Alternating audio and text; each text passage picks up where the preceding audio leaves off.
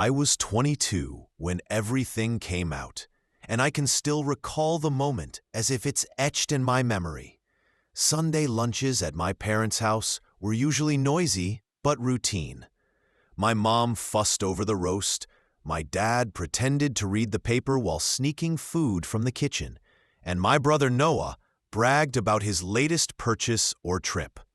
I would sit there exhausted, often just off a double shift at the diner, eating quietly and trying to ignore the constant feeling that I was falling behind compared to everyone else. But that particular day, something felt different in the air. My uncle, who lived out of state and only visited occasionally, was there too. He was the type who liked to joke around. So when he leaned back and said, "So, Oliver, how's that college fund treating you? You must be nearly through it by now, right?" I thought he was kidding. I laughed awkwardly and asked, "What college fund?" The look on his face changed. His smile faded as he blinked at me. "The fund," he said carefully, glancing between me and my parents. "I've been sending $50,000 a year to your folks since you were 17.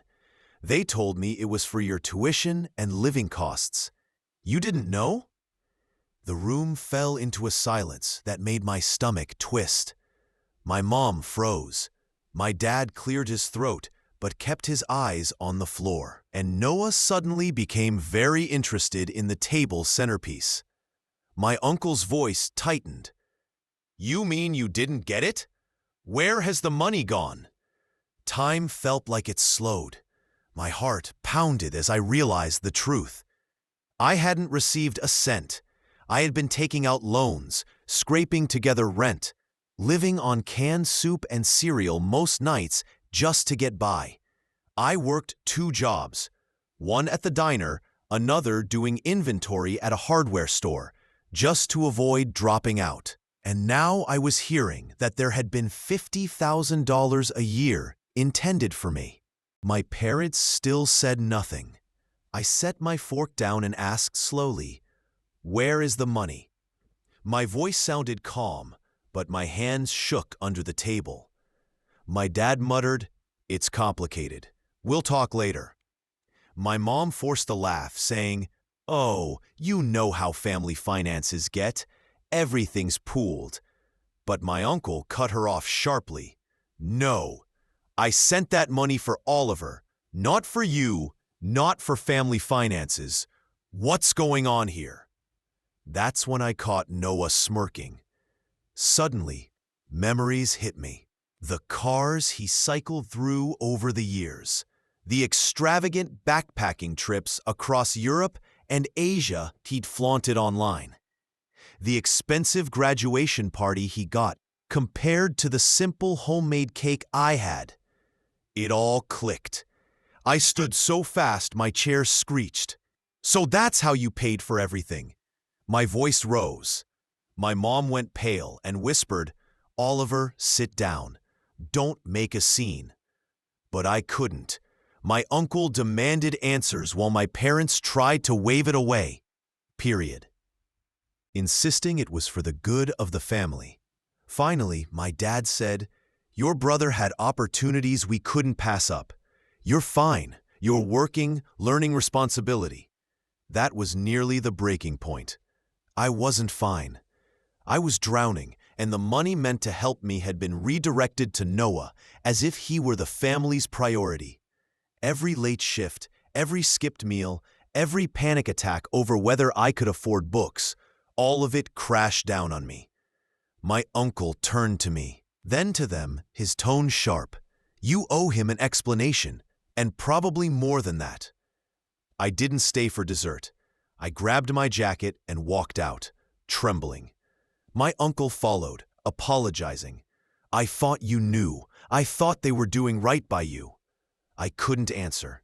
I just drove to my small apartment, sat on the bed, and stared at the wall until the shock turned into anger.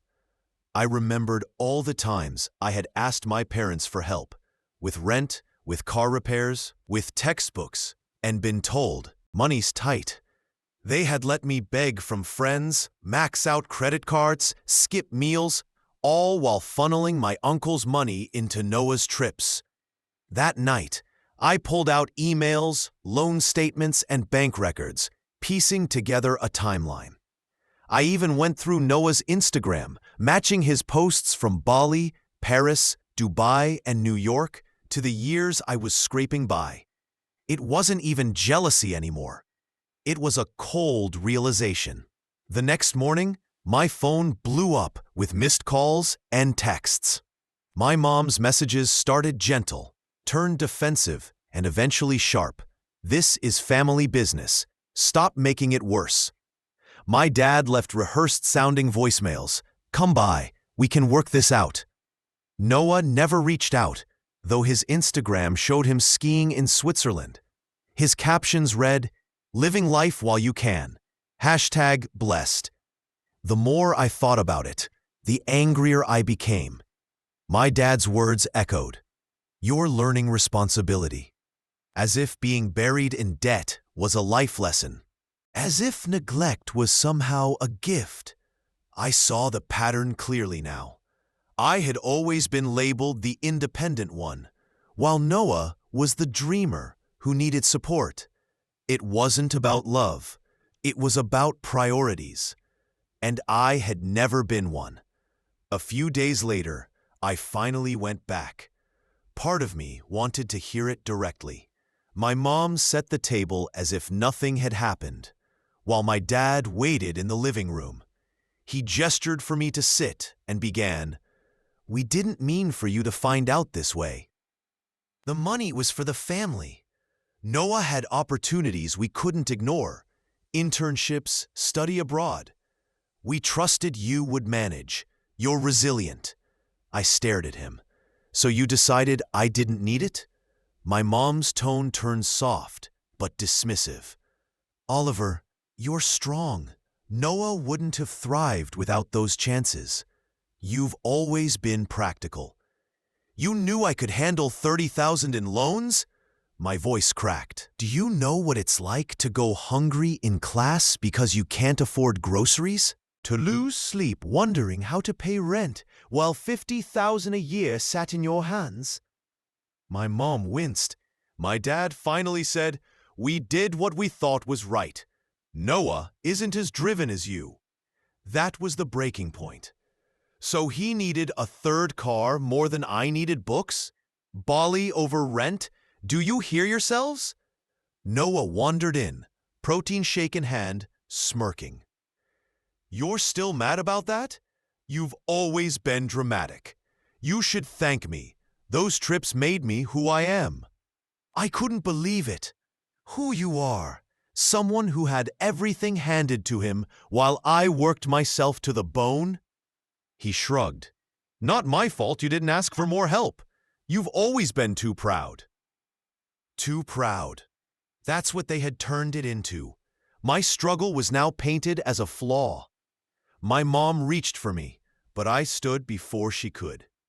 "Keep the money. Keep pretending this is fair, but don't expect me to act like it is. Not anymore." I walked out, my heart pounding colder than before. That night, I gathered every financial document I had, loan records, pay stubs, overdraft notices, building a file without even realizing it.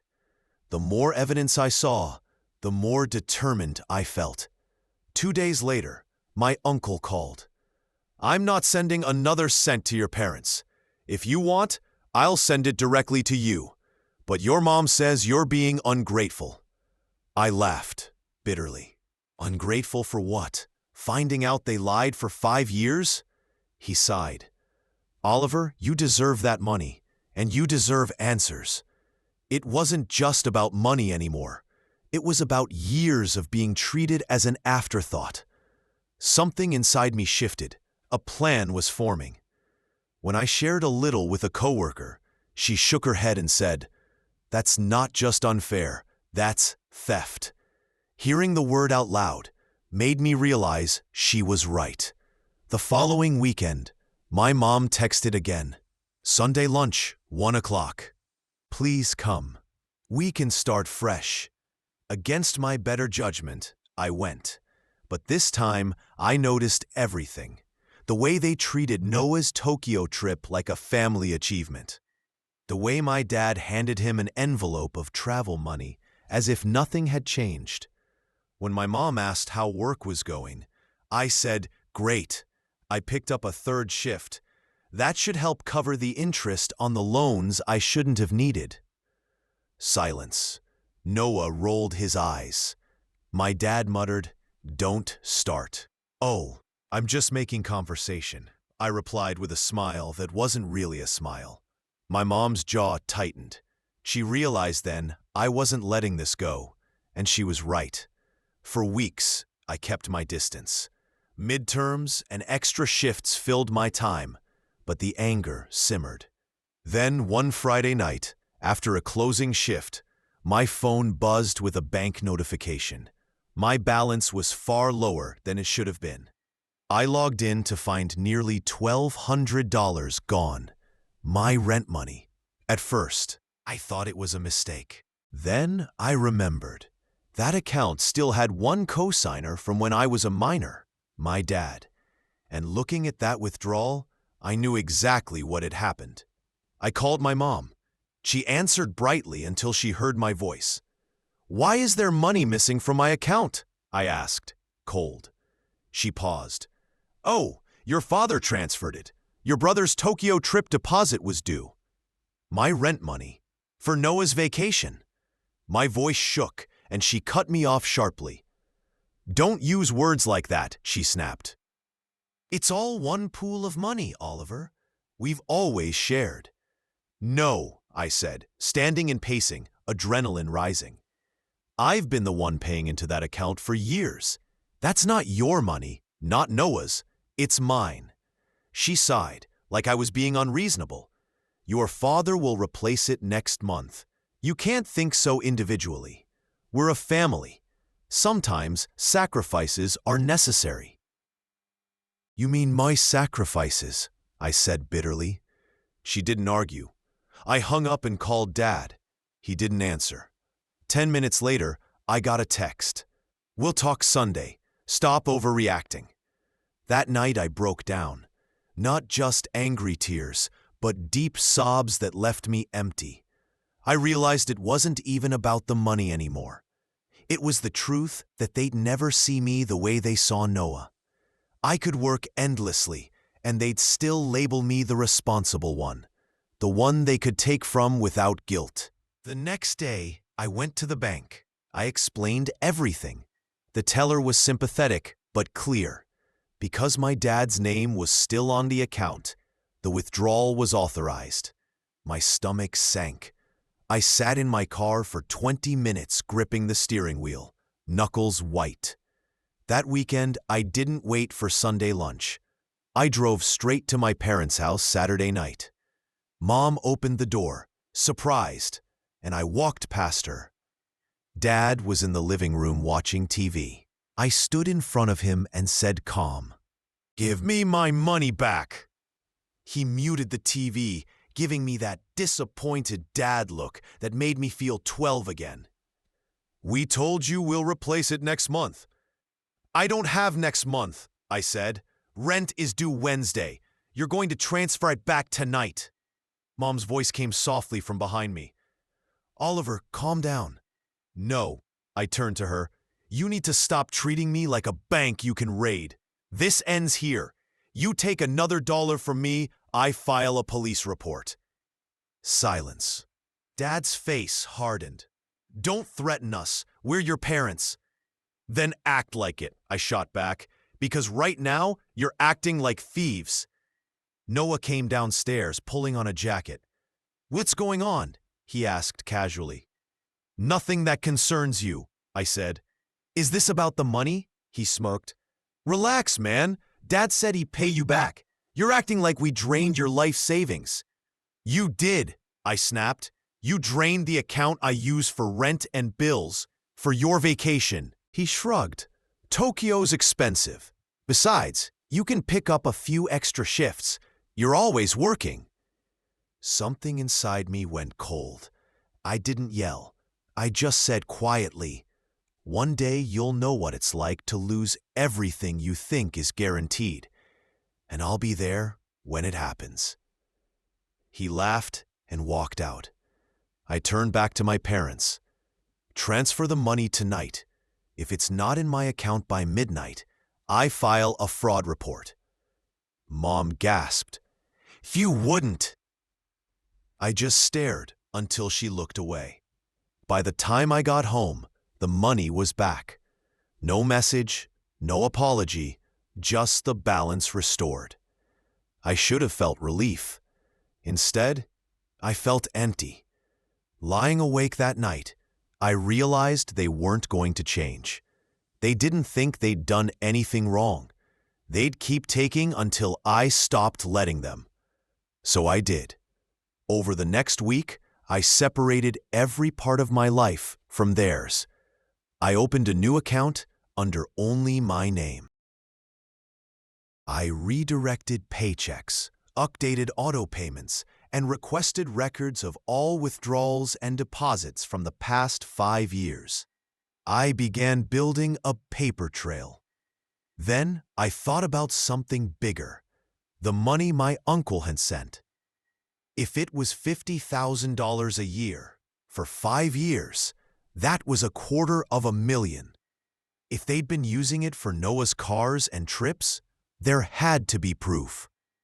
One night after work, I sat staring at the growing pile of documents.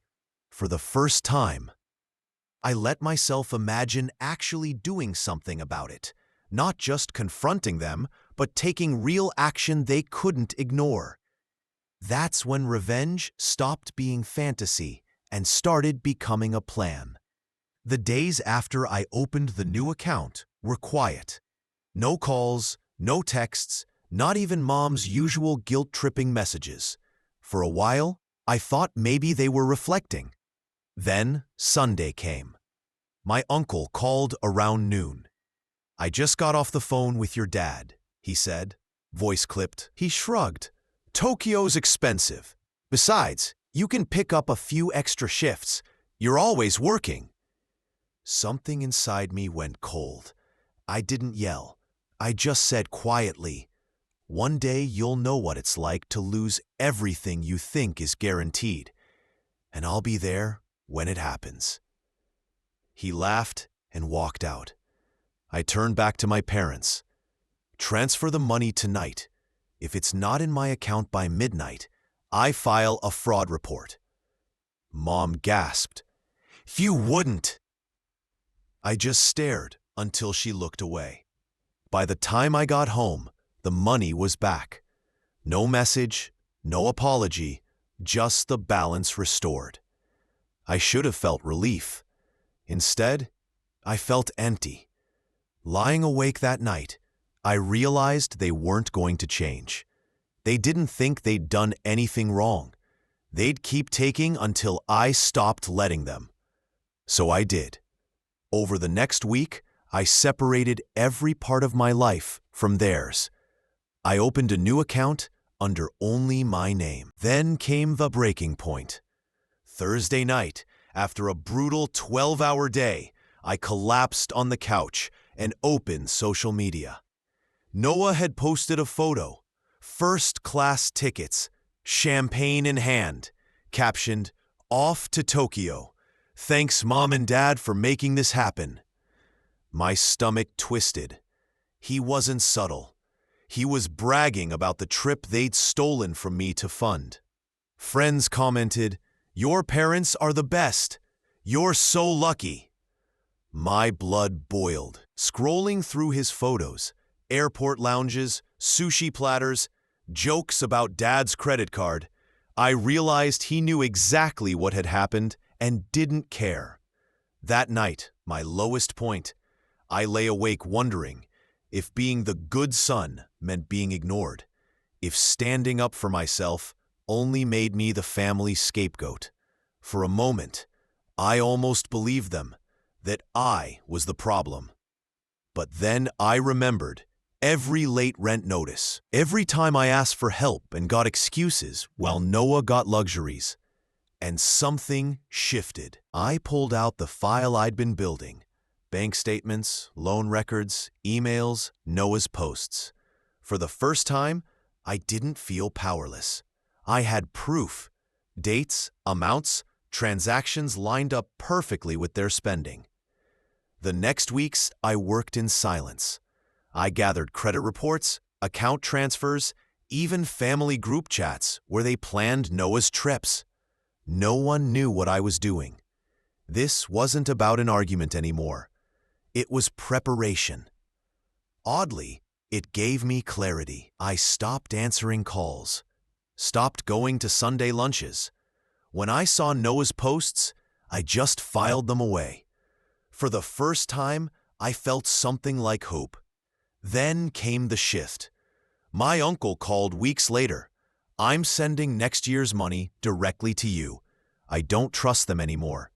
$50,000 hit my account. For once, it was mine. I didn't splurge.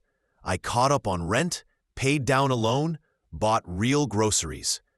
For the first time since college started, I could breathe. My focus returned. My grades improved. My uncle muttered, "Finally."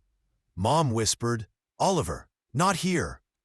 "Yes, here," I said, "because you've been telling everyone I'm prideful, ungrateful, and selfish. But here's the truth. I was the only one sacrificing, and I have proof." I didn't pull out the binder yet, but just saying it made me feel 10 feet tall. For once, they didn't laugh or talk over me. Noah finally scoffed. "You got the money back, didn't you? Move on." "You don't get it," I told him. "This was never just about money. It was 5 years of being treated like I didn't matter, like your fun was worth more than my future." He had no comeback. The rest of the barbecue was tense, but I didn't care. For the first time, I wasn't the one on trial. They were. That night, back home with the binder on my lap, I realized I had leverage now. Not just the money, not just the proof, but the confidence. I didn't need their approval anymore. I no longer needed to beg for attention. I could make them notice me. Over time, a new idea started to take shape. Something smarter than confrontation. Something that would turn years of careful record-keeping into a truth no one could deny. Not my parents, not Noah, not the relatives who had called me prideful. I wasn't ready to act just yet, but I knew when I did there would be no going back. The barbecue shifted something inside me. Before that day, I reacted out of hurt and anger, always on the defensive. But after standing in front of my entire family and saying the truth out loud, I felt steady. It wasn't just anger anymore. It was focus. In the days that followed, I thought about what real justice would look like. Not another screaming match. Not another fake apology over Sunday lunch. No, if I was going to do this, it needed to be undeniable. Something that forced them to finally face what they had done. And then the opportunity appeared almost on its own. My uncle called again, but this time it wasn't about money. "Hey, Oliver," he said casually, "your dad asked me to co-sign for a small business loan he's applying for. Do you know anything about that?" I nearly dropped the phone. "A loan?" "Yeah," he said. "Something about expanding the shop. He said it's just a formality, but the bank wanted a guarantor. I told him I'd think about it." I sat in stunned silence. The shop, our small family hardware store, was inherited by my dad. I'd worked there part-time stocking shelves and handling inventory, though he never let me touch the books. I knew business had been struggling for years, and now suddenly they needed a loan big enough to require a co-signer. A slow, deliberate idea began forming in my mind. If they needed help, it meant they were desperate, and desperation meant leverage. "Uncle," I said carefully, "do you still have copies of the transfers you made to Mom and Dad? The ones from my college fund?" There was a pause. Yeah, why? Can you send them to me? He hesitated. Oliver, don't do anything reckless. I won't. I just need them. By the next morning, he sent me clean copies of every transfer he'd made over the past 5 years. Each memo line stated clearly, for Oliver's tuition and living expenses. It was the missing piece, hard proof that the money had been intended for me alone. I added the documents to my binder and sat back, staring at the growing stack of evidence. The whole picture was complete now. The money sent, the withdrawals, the dates matching with family trips. My case was airtight. The next step was to learn more about the loan. At my next shift, I casually asked the assistant manager about it. "Oh yeah," he said with a grimace. "Your dad's been stressing hard. If they don't get that funding, they might have to sell part of the property. He's been on the phone with the bank almost every day." I nodded, hiding my reaction. Inside, I felt a cold, steady sense of power. They needed money, and I had undeniable proof they had misused $250,000 that wasn't theirs. That weekend, instead of avoiding them, I called. Mom sounded tearful when she answered. "Oliver, I'm so glad you called. We've been worried." "I want to come over," I said. "Of course, honey. Sunday lunch." "No, tonight." When I arrived, Dad was at the kitchen table, surrounded by papers, loan forms, financial statements. I couldn't tell. He looked startled. "Sit down," he said cautiously. I did. Then I opened the binder, slid it toward them, and said, "I know everything." Mom glanced at the pages and went pale. Dad's jaw tightened. "This is every transfer Uncle ever sent," I said evenly. "This is every withdrawal from my account. This is every—" "I'm not here to argue," I cut in. "Here's how this goes. You're going to repay every dollar. You're going to tell the family the truth, and you're going to stop painting me as ungrateful." Dad leaned back, arms crossed. "And if we don't?" I smiled coldly. "Then I take this binder to Uncle, to Grandma, to anyone who's been told I'm just dramatic. I'll take it to the bank reviewing your loan, to anyone who deserves to know exactly who you are." Mom gasped. "You wouldn't ruin the family's reputation." "You already did," I said quietly. The silence was heavy. For the first time, I saw fear in my father's eyes. Noah walked in midway, looking confused. "What's going on?" "Oliver's blackmailing us," Dad snapped. "It's not blackmail if it's the truth," I said calmly. Noah rolled his eyes. "All this over money? You're so dramatic." I ignored him. I was finished arguing with people who refused to see reality. After a long silence, Dad muttered, "We'll think about it." "You'll do more than think," I replied, standing. "You'll decide, because if you don't, I will." I left the binder on the table and walked out. My hands shook not from fear, but from adrenaline. I had taken control of the narrative, but I knew this wasn't over. They wouldn't simply give in. They'd fight, deny, and twist. So I needed to be ready. Over the next 2 weeks, I secured every loose end. I checked my credit reports. I researched legal aid clinics. I quietly confirmed details about the shop's finances. Each step left me calmer, more focused. This wasn't about revenge anymore. It was about protection, making sure they could never steal from me again. And when the time came, I would be ready to strike in a way they couldn't ignore or distort. Because for the first time in my life, I wasn't the quiet, responsible son. I was the one holding all the cards, and I intended to play them.